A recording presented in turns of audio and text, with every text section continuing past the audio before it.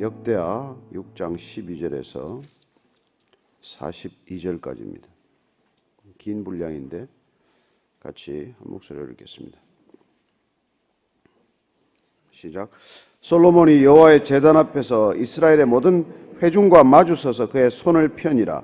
솔로몬이 일찍이 노스로 대를 만들었으니 길이가 5규빗이요 너비가 5규빗이요 높이가 3규빗이라.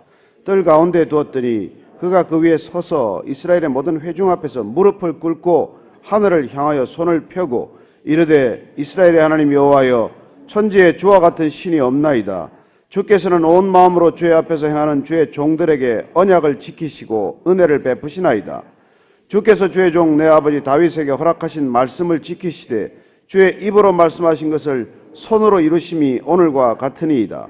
이스라엘의 하나님 여호와여 주께서 주의 종 내 아버지 다윗에게 말씀하시기를 내 자손이 그들의 행위를 삼가서 내가 내 앞에서 행한 것 같이 내 율법대로 행하기만 하면 내게로부터 나서 이스라엘 왕위에 앉을 사람이 내 앞에서 끊어지지 아니하리라 하셨사오니 이제 다윗을 위하여 그 허락하신 말씀을 지키시옵소서. 그런즉 이스라엘 하나님 여호와여 원하건대 주는 주의 종 다윗에게 하신 말씀이 확실하게 하옵소서. 하나님이 참으로 사람과 함께 땅에 계시리이까. 보소서 하늘과 하늘들의 하늘이라도 주를 용납하지 못하겠거든 하물며 내가 건축한 이 성전이오리이까. 그러나 나의 하나님 여호와여 주의 종의 기도와 간구를 돌아보시며 주의 종이 주 앞에서 부르짖는 것과 비는 기도를 들으시옵소서. 주께서 전에 말씀하시기를 내 이름을 거기에 두리라 하신 곳 이 성전을 향하여 주의 눈이 주야로 보시오며 종이 이곳을 향하여 비는 기도를 들으시옵소서. 주의 종과 주의 백성 이스라엘이 이곳을 향하여 기도할 때에 주는 그 간구함을 들으시되 주께서 계신 곳 하늘에서 들으시고 들으시사 사하여 주옵소서. 만일 어떤 사람이 그의 이웃에게 범죄함으로 맹세시킴을 받고 그가 와서 이 성전에 있는 주의 제단 앞에서 맹세하거든 주는 하늘에서 들으시고 행하시되 주의 종들을 심판하사 악한 자의 죄를 정하여 그의 행위대로 그의 머리에 돌리시고 공의로운 자를 의롭다 하사 그 의로운 대로 갚으시옵소서. 만일 주의 백성 이스라엘이 주께 범죄하여 적국 앞에 패하게 되므로 주의 이름을 인정하고 주께로 돌아와서 이 성전에서 주께 빌며 간구하거든 주는 하늘에서 들으시고 주의 백성 이스라엘의 죄를 사하시고 그들과 그들의 조상들에게 주신 땅으로 돌아오게 하옵소서. 만일 그들이 주께 범죄함으로 말미암아 하늘이 닫히고 비가 내리지 않는 주의 벌을 받을 때 이곳을 향하여 빌며 주의 이름을 인정하고 그들의 죄에서 떠나거든 주께서는 하늘에서 들으사 주의 종들과 주의 백성 이스라엘의 죄를 사하시고 그 마땅히 행할 선한 길을 가르쳐 주시오며 주의 백성에게 기업으로 주신 주의 땅에 비를 내리시옵소서. 만일 이 땅에 기근이나 전염병이 있거나 곡식이 시들거나 깐부기가 나거나 메뚜기나 황충이 나거나 적국이 와서 성읍들을 에워싸거나 무슨 재앙이나 무슨 질병이 있거나를 막론하고 한 사람이나 혹 주의 온 백성 이스라엘이 다 각각 자기의 마음의 재앙과 고통을 깨닫고 이 성전을 향하여 손을 펴고 무슨 기도나 무슨 간구를 하거든 주는 계신 곳 하늘에서 들으시며 사유하시되 각 사람의 마음을 아시오니 그의 모든 행위대로 갚으시옵소서. 주만 홀로 사람의 마음을 아심이니이다. 그리하시면 그들이 주께서 우리 조상들에게 주신 땅에서 사는 동안에 항상 주를 경외하며 주의 길로 걸어가리이다. 주의 백성 이스라엘에 속하지 않은 이방인에게 대하여서도 그들이 주의 큰 이름과 능한 손과 펴신 팔을 위하여 먼 지방에서 와서 이 성전을 향하여 기도하거든 주는 계신 곳 하늘에서 들으시고 모든 이방인이 주께 부르짖는 대로 이루사 땅의 만민이 주의 이름을 알고 주의 백성 이스라엘처럼 경외하게 하시오며 또 내가 건축한 이 성전을 주의 이름으로 일컫는 줄을 알게 하옵소서. 주의 백성이 그 적국과 더불어 싸우고자 하여 주께서 보내신 길로 나갈 때 그들이 주께서 택하신 이 성과 내가 주의 이름을 위하여 건축한 성전이 있는 쪽을 향하여 주께 기도하거든 주는 하늘에서 그들의 기도와 간구를 들으시고 그들의 일을 돌보시옵소서. 주께 범죄하지 아니하는 사람이 없사오니 그들이 주께 범죄함으로 주께서 그들에게 진노하사 그들을 적국에게 넘기심에 적국이 그들을 사로잡아 땅의 원거를 막론하고 끌고 간 후에 그들이 사로잡혀간 땅에서 스스로 깨닫고 그들을 사로잡은 자들의 땅에서 돌이켜 주께 간구하기를 우리가 범죄하여 패역을 행하며 악을 행하였나이다 하며 자기들을 사로잡아간 적국의 땅에서 온 마음과 온 뜻으로 주께 돌아와서 주께서 그들의 조상들에게 주신 땅과 주께서 택하신 성과 내가 주의 이름을 위하여 건축한 성전 있는 쪽을 향하여 기도하거든 주는 계신 곳 하늘에서 그들의 기도와 간구를 들으시고 그들의 일을 돌보시오며 주께 범죄한 주의 백성을 용서하옵소서. 나의 하나님이여 이제 이곳에서 하는 기도에 눈을 드시고 귀를 기울이소서. 여호와 하나님이여 일어나 들어가사 주의 능력의 계와 함께 주의 평안한 처소에 계시옵소서. 여호와 하나님이여 원하옵건대 주의 제사장들에게 구원을 입게 하시고 또 주의 성도들에게 은혜를 기뻐하게 하옵소서. 여호와 하나님이여 주의 기름 부음 받은 자에게서 얼굴을 돌리지 마시옵고 주의 종 다윗에게 베푸신 은총을 기억하옵소서 하였더라. 아멘. 오늘 솔로몬이 완공된 성전 앞에서 백성들과 함께 봉헌할 때 기도하는 내용을 듣게 됩니다. 열왕기에서 우리가 읽어봤던 기도 내용과 대동소이하지만은 그러나 이 솔로몬의 기도는 오늘 근본적으로 이스라엘 백성들 위한 기도, 또 성전에 오는 심지어 이방인들을 위한 기도. 그렇습니다. 오늘 이 기도는 크게 하나님의 언약을 붙들고 하는 기도지만은 궁극적으로 죄의 용서가 핵심을 이루고 있다는 것입니다. 그렇습니다. 성전은 궁극적으로 하나님과 대면하는 자리입니다. 하나님을 경험하는 자리입니다. 이 자리에서 인간이 할 수 있는 가장 큰 기도는 죄 사함을 받는 것이죠. 용서해 달라는 것입니다. 그리고 그는 오늘 놀랍게도 하나님을 향하여 무릎을 꿇고 두 손을 들고 기도하는 것을 보게 됩니다. 12절 13절입니다. 다시 솔로몬이 여호와의 제단 앞에서 이스라엘의 모든 회중과 마주서서 그의 손을 펴니라. 솔로몬이 일찍이 노스로 대를 만들었으니 길이가 5규빗이요 너비가 5규빗이요 높이가 3규빗이라. 뜰 가운데 두었더니 그가 그 위에 서서 이스라엘의 모든 회중 앞에서 무릎을 꿇고 하늘을 향하여 손을 펴고, 처음에는 그가 서서 기도하는 자세를 취하고 있다가 그는 이제 회중 앞에서 무릎을 꿇고 하늘을 향하여 손을 들고 기도하는 그의 기도의 모습을 보게 됩니다. 사람들 앞에서 무릎을 꿇는다는 것은 쉬운 일이 아니죠. 그러나 하나님 한 분만이 의식이 될 때 우리는 무릎 꿇는 것이 어렵지 않습니다. 수많은 기도의 사람들이 무릎을 꿇고 기도를 했고 무릎을 꿇고 성경을 읽었습니다. 우리가 기도에 가장 많은 응답을 받았다고 하는 5만 번의 기도 응답을 받았다는 조지 밀러도 늘 성경을 읽을 때 무릎을 꿇고 성경을 읽었습니다. 우리가 읽은 분량이 제법 적지 않은 분량이어서 아마 여러분들이 무릎을 꿇고 성경 4장 5장을 읽기는 어려울 것입니다. 그럼에도 불구하고 그게 버릇이 된 사람들이 있습니다.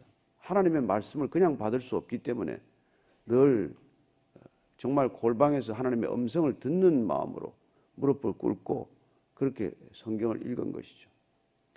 그래서 그는 시편 68편 5편 말씀을 봤습니다. 하나님은 고아들의 아버지시다. 그 무릎을 꿇고 기도하는 자리에서 말씀을 받았기 때문에 그는 고아원을 시작을 합니다. 그 고아원은 아무것도 없이 시작이 돼서 수많은 기적을 경험하고 수많은 기도 응답을 경험합니다. 정말 먹을 양식이 떨어져서 그냥 아이들과 함께 기도하고 당장 먹을 게 아무것도 없고 우유가 없을 때 기도를 하면은 그 다음날 아침에 우유차가 배달 가다가 고장이 나서 그 앞에 서서 우유를 주고 가는 것, 그런 일들을 경험합니다. 그러나 어쨌든 그의 시작은, 고아원 사역의 시작은 무릎을 꿇고 하나님을 만나고 하나님의 음성을 듣고 말씀을 받는 자리에서 시작이 되었다는 것입니다. 오늘 이 솔로몬이 모든 이스라엘 백성들 앞에서 무릎을 꿇는다는 것이 결코 쉬운 일이 아니지만 그는 백성들을 의식한 것이 아니라 하나님 한 분 앞이기 때문에 무릎을 꿇고 그리고 손을 들고 기도하는 모습을 보게 됩니다. 원래 서서 기도하려고 단을 만든 것이죠. 이 단은 제단이 아니지 않습니까? 제단과 다른 단을 만들어서 오늘 높이가 보니까 길이가 5, 너비가 5규빗이고 높이가 3규빗이라고 하니까 한 가로 세로 해서 한 2.5m, 높이는 3규빗이니까 한 1.5m 정도 되는 단을 만들어서 그 위에서 이제 기도를 하러 올라갔다가 이런 모습을 보게 됩니다. 무릎을 꿇는다는 것은 하나님 앞에서 그분의 존재를 인정하는 가장 상징적인 행동이죠. 그래서 우리가 세례를 받을 때 되게 무릎을 꿇고 세례를 받지 않습니까? 침례를 하는 분들은 뭐 강이든 무슨 침례탕이든 뭐 또 심지어 바다에 들어가서 전신을 뒤로 눕혀서 누가 이끌어줘서 그렇게 다시 이렇게 세우지만 물 위에 잠기는 그런 원래 침례가 원래 모습이긴 하지만 어쨌건 우리는 세례식을 할 때는 하나님 앞에 무릎을 꿇게 됩니다. 물론 사람들 앞에서 그 모습을 보이는 것이 불편한 사람들도 있습니다. 제가 기억하기로는 정말 우리 이 시대 지성이라고 불렀던 이어령 선생님이 동경에서 호텔을 지하 1층에서 세례식을 갖게 되었는데 저는 그분이 무릎을 꿇고 목사님께 참 겸손하게 엎드려서 이렇게 세례받는 모습을 보고 야, 하나님이 누구를 저렇게 무릎 꿇게 못할 사람이 없구나. 모든 사람들 앞에서 고개를 들고 당대의 지성으로 그렇게 살더라도 우리가 하나님 앞에서는 무릎을 꿇을 수 있구나. 그렇게 꿇는 게 어렵지 않구나. 그런 것을 보게 됩니다.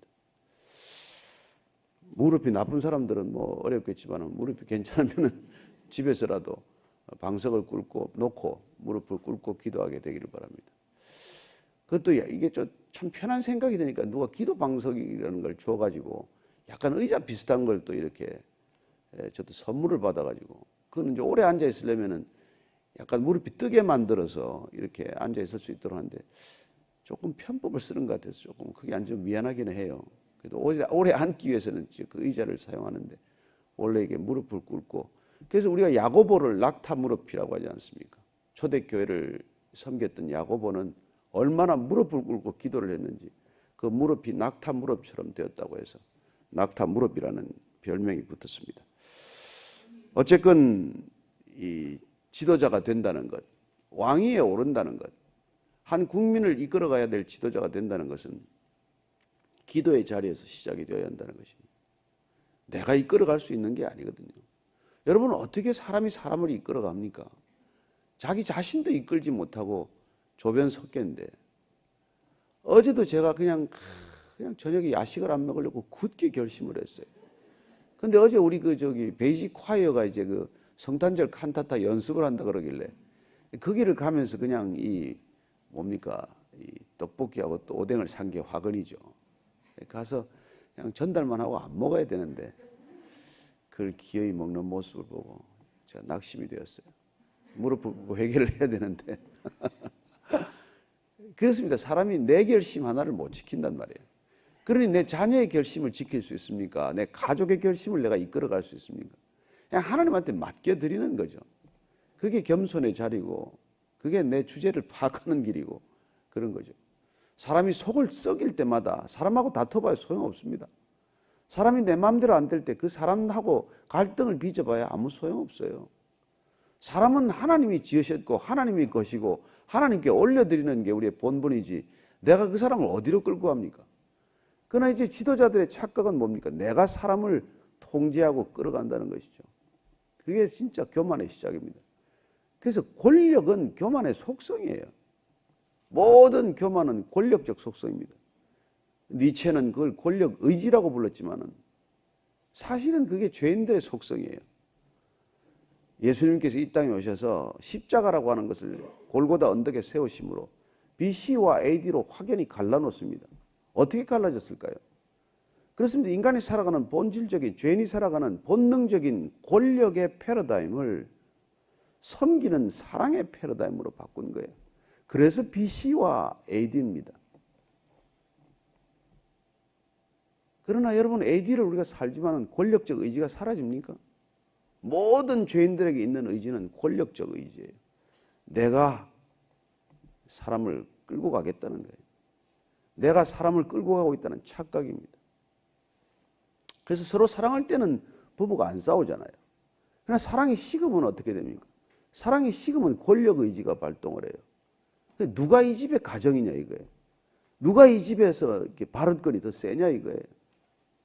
그걸 가지고 그냥 부부 싸움을 하는 거예요. 피차 사랑으로 섬긴다는 것은 피차 권력 의지를 꺾어놓는 그런 삶의 태도를 말할지인데 우리가 예수를 믿지만 기도하지만 심지어 권력 의지를 더 강하게 하기 위해서 기도를 하는 사람이 수없이 많습니다.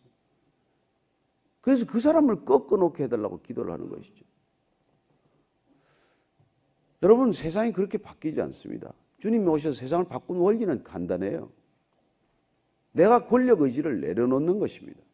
내가 먼저 섬기는 것입니다. 대접받고자 하는 대로 대접하고, 내가 그 사람한테 말하는 어투로 말을 듣고 싶은 대로 내가 먼저 말하는 거예요. 여러분, 그게 혁명이고 그게 개혁입니다. 무슨 권력을 가지고 이 나라를 개혁이 안 됩니다. 권력은 악순환을 일으킬 뿐이에요. 누가 권력적인 억압을 받은 사람이 그게 순종합니까? 복종하고 굴종하고 맹종할 뿐이죠. 그래서 우리가 무릎을 꿇는다는 건 굉장히 중요하고 상징적인 행동이에요.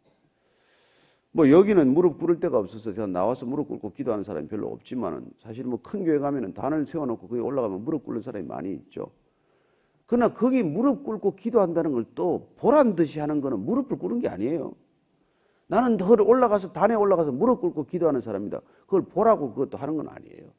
여러분들의 마음이 무릎을 꿇어야 되는 것이고, 골방에서 혼자 무릎을 꿇는 시간이 있어야 되는 것이고, 주님 앞에서 날마다 무릎을 꿇는 마음의 태도나 자세가 중요한 것이지, 무릎을 꿇고 일어나서 더 교만해지면 그거 무슨 소용입니까?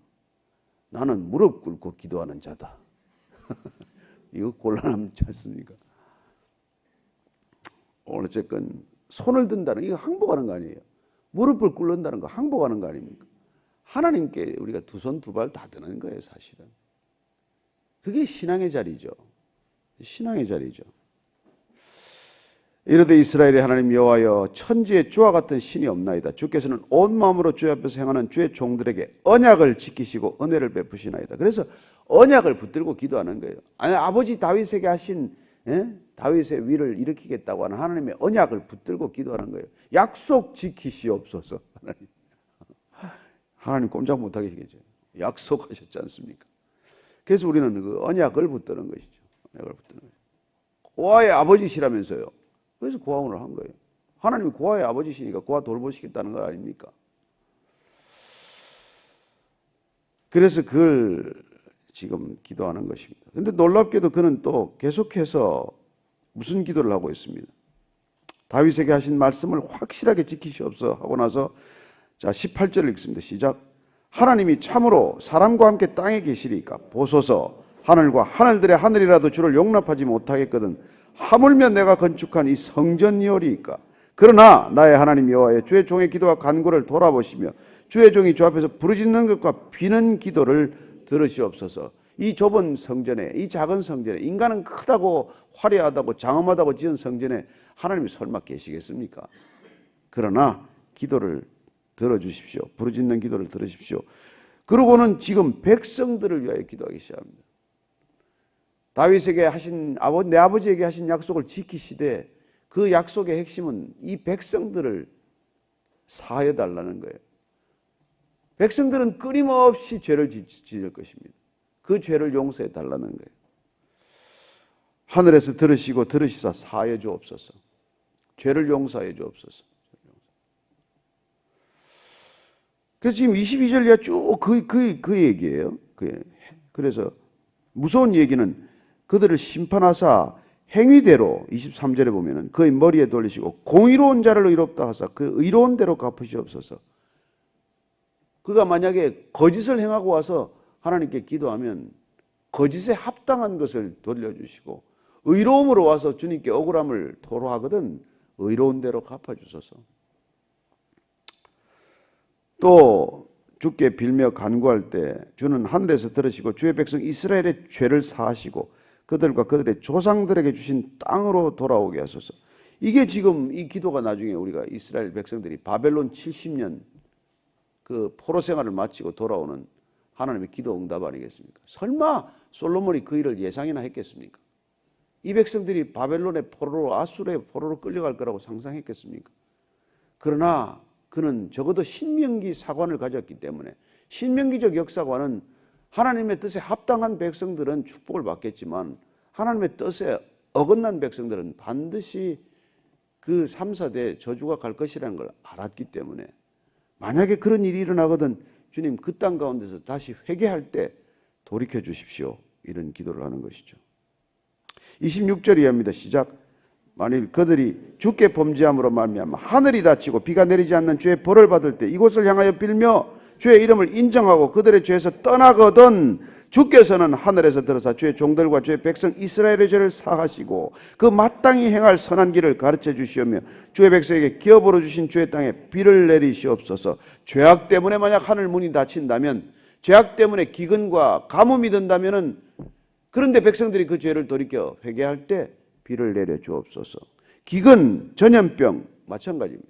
이런 역병, 이런 병들이 만약에 죄 때문에 비롯된 것이라면은, 그렇습니다. 그 당시만 하더라도 이런 자연재해의 많은 부분들이 인간의 죄로 인한 것이라고 말하고 있는 것이죠. 이런 고백하는 것들이 지금은 그 생각 자체가 없어져 버렸어요.